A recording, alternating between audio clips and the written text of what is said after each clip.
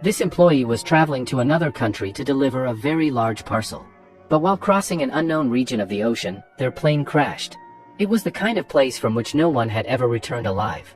This is where the adventurous story begins, introducing us to Chuck, an employee who worked as a manager at FedEx.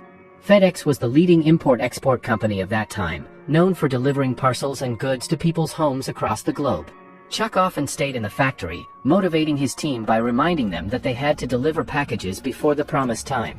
According to him, this built even more trust with their customers. Inspired by his passion, the employees no longer treated their work as just a job but as a personal milestone. However, Chuck's intense dedication to his work wasn't always appreciated by everyone. Still, to help the company grow, work had to be done, and that was Chuck's role, traveling to different countries, inspecting FedEx branches, and encouraging the staff. We learned that Chuck had a girlfriend named Kelly. The two loved each other deeply and wanted to get married, but Chuck's demanding job left him with no time to settle down. That's why they hadn't married yet, believing the timing wasn't right. Although their love was strong, Chuck's career kept getting in the way. One day, Chuck told Kelly that he had to take a very important consignment to another country. Unfortunately, this happened during Christmas, a time when Kelly had imagined celebrating the festival with him. But instead, Chuck was preparing to leave again for work. To reassure her, Chuck promised this would be the last time. After this trip, he would leave his high-pressure job behind. Kelly was overjoyed, and she helped him get ready for the journey. They exchanged Christmas gifts, and when Chuck opened his, he found a pendant with a small clock on it, along with their cherished photos. Soon after, Chuck boarded a private plane carrying the entire consignment, accompanied by only a few crew members. Their goal was to deliver everything on time, so they pressed forward quickly, unaware of the danger ahead. As the plane crossed over the Pacific Ocean, it suddenly developed technical problems. The pilots struggled to control it, and it seemed as though some unknown force in the ocean was pulling at the systems, dragging them down. The crew had no idea what to do. The aircraft plunged rapidly toward the water and crashed. Luckily, Chuck jumped out before impact, but the plane was completely destroyed, killing everyone else on board. He was the only survivor, left stunned and terrified in the middle of the vast ocean. Overwhelmed and confused, Chuck didn't know what to do. The rough waters dragged him under, and he lost consciousness. Fortunately, he ended up floating onto a lifeboat that carried him forward through the night. By morning, Chuck realized he had reached a deserted island. He had no idea of its location or direction.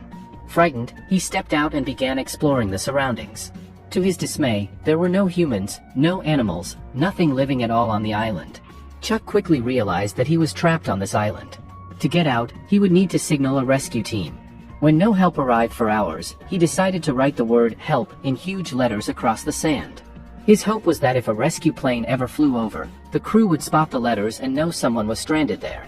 That night, too terrified to explore the forest, unsure what kinds of animals might lurk inside, he stayed in his lifeboat and tried to sleep, waiting anxiously in the dark. By morning, when Chuck returned to check on his symbol, he discovered the tide had washed it away. Writing in sand was useless. Determined, he gathered large wooden logs and arranged them into the word "help," hoping this stronger signal might eventually save him. Even though he held on to hope, he had no idea how critical the coming days would be. While searching along the shore, Chuck came across several FedEx parcels scattered across the beach, wreckage from the crashed plane. He collected them all, but none contained food or water. By now, an entire day had passed, and he hadn't eaten or drunk anything. Suddenly, he heard a strange sound. Startled, he spun around, trying to locate the source. Was some unknown animal watching him? But then, a coconut dropped from above. Relieved, he realized the sound had come from the falling fruit. Chuck grew excited because coconuts meant he could finally quench his thirst. But there was a problem: he had no tool to crack one open. He slammed the coconut repeatedly against rocks, but its hard shell didn't break. The outer husk was thick and fibrous, usually requiring a sharp blade. Without one, the task seemed impossible. By smashing the coconut against rocks again and again, Chuck finally managed to crack it open. Water poured out, and he quickly drank it before eating the soft flesh inside. This gave him strength and hope. If he had coconuts, he could survive for many days. After countless attempts, he finally succeeded, quenching his thirst. Yet, the fear lingered. No one had come to rescue him. Days began to pass in this same way. Chuck tried to catch fish in the ocean to fill his stomach, but the sharp rocks beneath the water injured his feet. Tearing strips of cloth, he wrapped them around the wounds and pressed on. He climbed up a rocky cliff to get a better view of his surroundings. From the top, he spotted something floating in the water. Rushing down to it, he turned it over and was horrified to discover the dead body of his pilot, who had perished in the crash. Seeing this broke his spirit, but he knew that if he wanted to live, he had no choice but to keep surviving. Chuck began relying entirely on the island's natural resources. He drank coconut water, collected rainwater from plants, and attempted to catch fish from the ocean, though so far, he hadn't succeeded in catching even one. A full week passed this way. During that time, he gave the dead pilot a proper burial, taking his shoes and flashlight, which he hoped would be useful later. One night, while standing on the shore, Chuck spotted a distant ship moving across the dark ocean. Its bright lights flashed against the waves, and with renewed hope, Chuck desperately turned his flashlight on and off, trying to signal them. But the ship was far too distant, and his small beam of light went unnoticed. The ship sailed away, leaving Chuck devastated. Crushed by disappointment, he decided to take a risk. At dawn, he climbed into his lifeboat and paddled into the open sea, hoping he could reach a passing vessel. But as he pushed further out, enormous waves rose before him. The towering walls of water capsized his boat, slamming him into the rocks. His legs were badly injured, leaving him in agonizing pain. Unable to continue, he dragged himself back to shore. Searching for shelter, Chuck stumbled upon a cave, where he collapsed from exhaustion and pain. That night it rained heavily, and his flashlight battery finally died. By morning, weak and desperate, he returned to the beach. He opened the FedEx parcels he had collected earlier, praying for something useful. Most contained worthless items, except for a volleyball and a pair of ice skates. Clearly, he couldn't skate on this island, but then, he had an idea. Chuck broke off the sharp metal blade of the skate and used it as a makeshift tool to open coconuts. It worked perfectly, faster and more efficient than smashing them on rocks. For the first time, he felt a small sense of control over his survival. Using the blades from the ice skates, Chuck fashioned several sharp tools that allowed him to spear fish in the shallow waters. After many days of hunger, he finally managed to catch a few small fish. He even caught some crabs, but he knew he couldn't eat them raw, they had to be cooked. For that, he needed fire, something he had no real knowledge about. Chuck had only heard that rubbing sticks together could create fire, so he tried it himself. In practice, it was far more difficult than he imagined. Despite countless attempts, nothing worked. In a real survival situation like this, the most effective method is the bow and drill technique. For this, you take a flat piece of wood, place a dry stick vertically on top of it, and tie the stick to a bough so it can move back and forth quickly. By rolling the stick with the bow across the flat wood, friction builds up, producing heat until an ember forms. Unlike twisting by hand, the bow saves energy and generates enough friction to spark a flame. After exhausting effort, Chuck finally succeeded. He managed to create fire and cook his food. Now, with roasted crabs and cooked fish, his body received much-needed nutrition. Among the FedEx parcels, he had also found a volleyball. Lonely and starved for human interaction, he drew a face on it and named it Wilson. Over time, the ball became his only friend. The crushing isolation had begun to affect his mind, and he found comfort in talking to Wilson, sharing his thoughts as though the ball were alive. But one problem tormented him more than hunger or loneliness: his rotting tooth. A dentist had once told him to have it removed, but he never did, and now the pain was unbearable. Determined to end his suffering, Chuck placed the blade of the ice skate against his tooth, propped it in position, and struck it with a stone. With one brutal hit, several of his teeth shattered. The pain was excruciating, but at last, the infection was gone. Time passed. The story leapt forward 4 long years.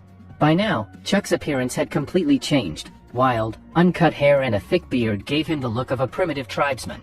He had mastered survival on the island, catching fish with ease, cooking meals, and skillfully using natural resources. Yet he knew he couldn't live there forever. One day, while searching near the water, Chuck noticed something unusual drifting toward shore: a piece of steel.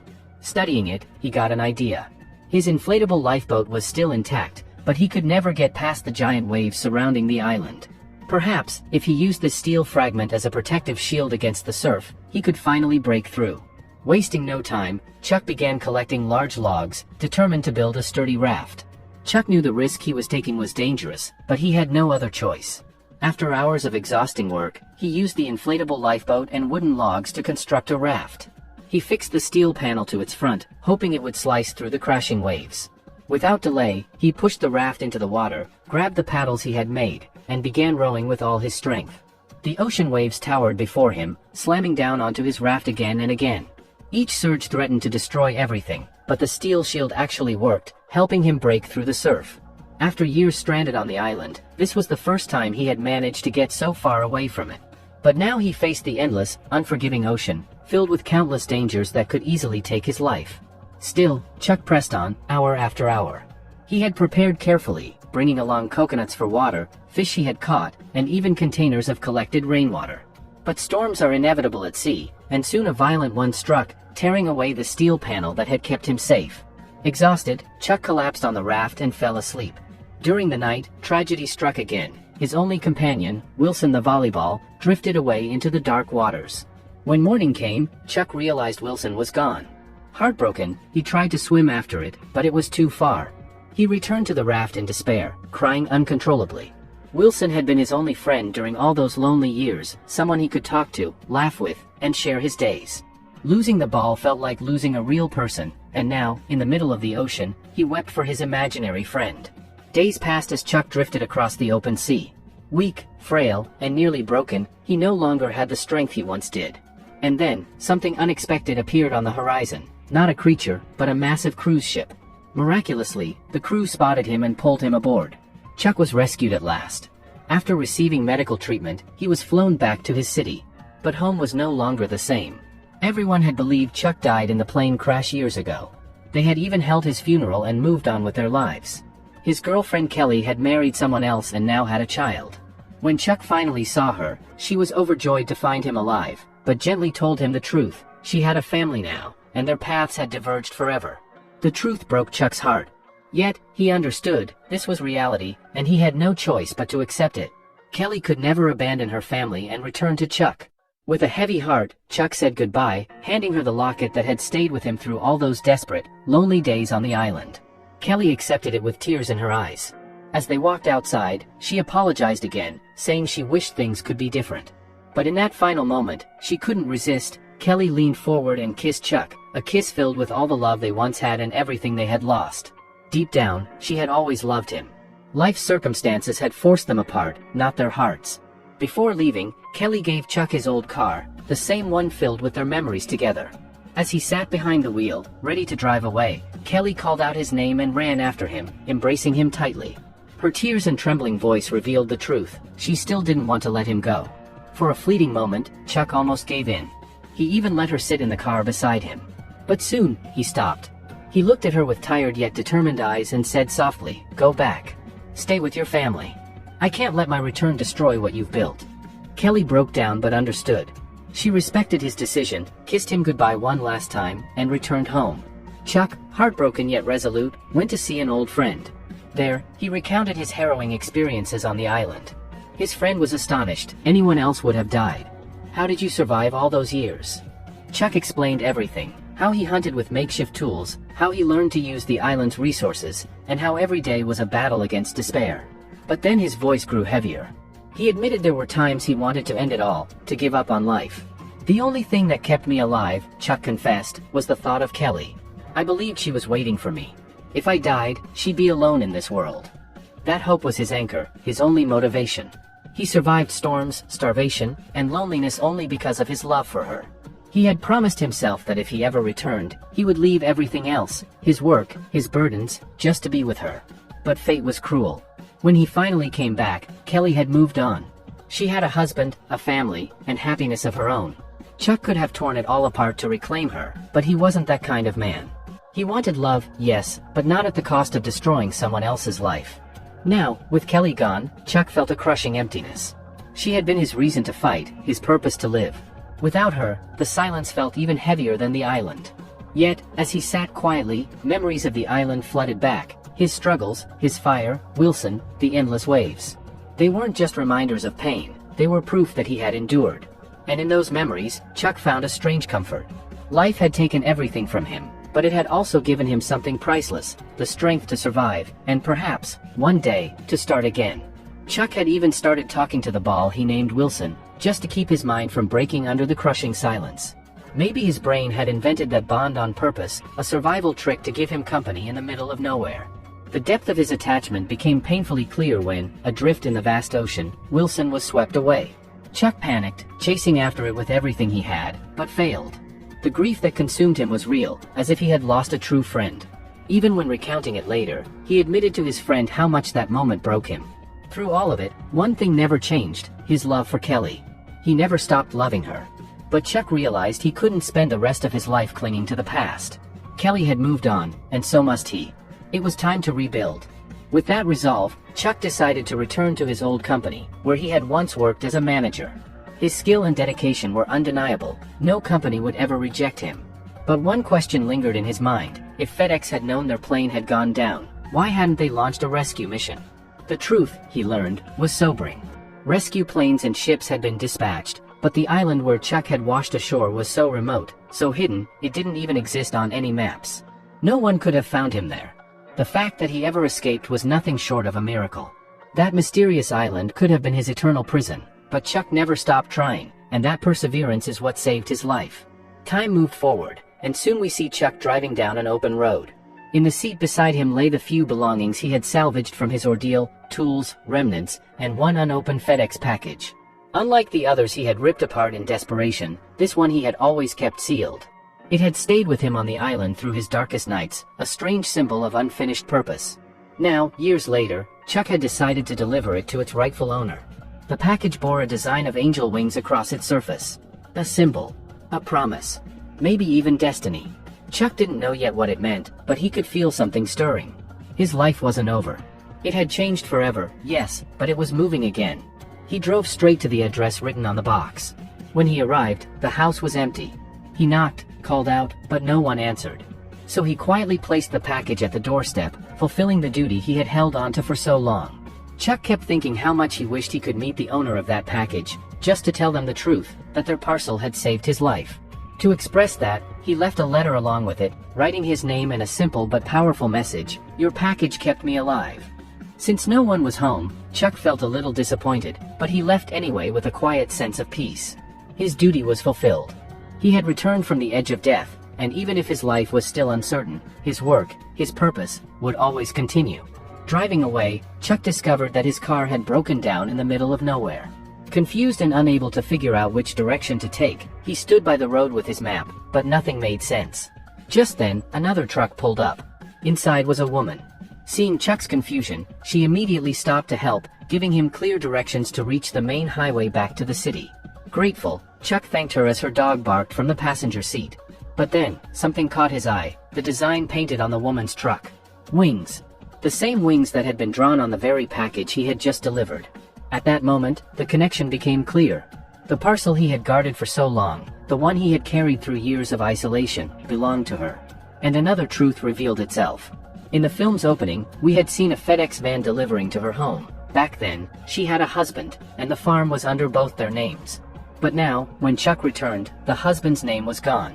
For reasons unknown, she was living alone. Two people. Two lives. Both marked by loss, both stranded in different ways, and both brought together by a single package. Chuck stood at a crossroads, literally and figuratively. One road led back to the city, to the life he thought he was returning to. The other led toward the woman's farm.